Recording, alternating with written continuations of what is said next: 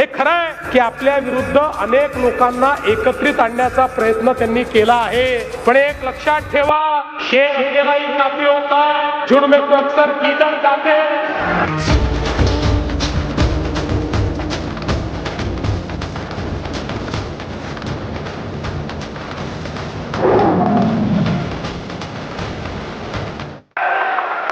झुंड में तो अक्सर गीदड़ आते हैं, शेर अकेला ही काफी होता है। आणि खऱ्या अर्थानं जनतेचं राज्य, तुमचं सगळ्यांचं राज्य आपण आणणार आहोत।